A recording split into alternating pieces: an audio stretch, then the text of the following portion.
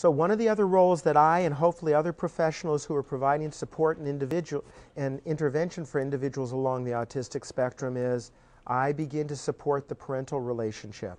I try, generally, very often the mother is more involved in getting a child to service or structuring the intervention than the father. This isn't the case in all families. I've had situations where the mother would continue to work and a father would begin to work less and he would have the primary responsibility. But you can see that you don't look at an autistic child in isolation.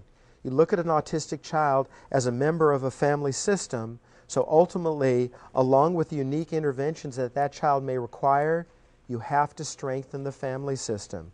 You have to teach the parents that they have to get resources so that they can go out and have an adult life totally separate from their children. You get them to understand that they have to continue to meet their needs of their typical children and that the best way that they can help their child with special needs is by helping all members of their family. And all of us, as I mentioned, learn parenting by the seat of our pants, and we also learn parenting based upon what we ourselves experienced as children.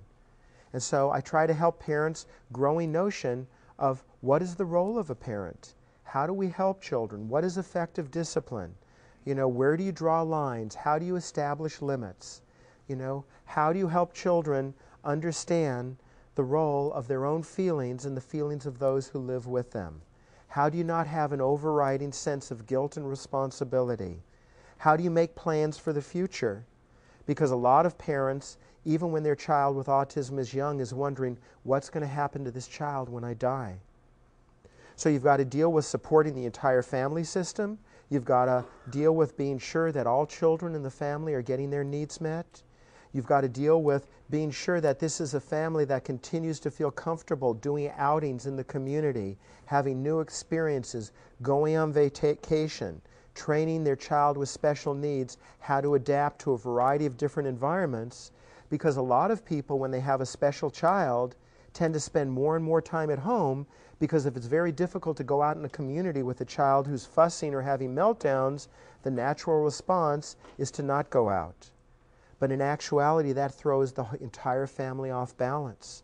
And ultimately, what I'm thinking when I see a child with autism whom I diagnose at an early age is not only how to address that child's individual needs, how do I strengthen the family for the marathon that lies ahead, but how do I begin to lay pieces so that this family is going to remain integrated within the community, not only to provide an autistic child with a broad range of experiences and exposure, but how do I sustain this process from the time of diagnosis so that we have a family that is growing together and moving out in the world, not only to seek intervention, but to grow community and familial supports so that everybody is participating in sustaining a family life that everybody's happy to wake up to in the morning.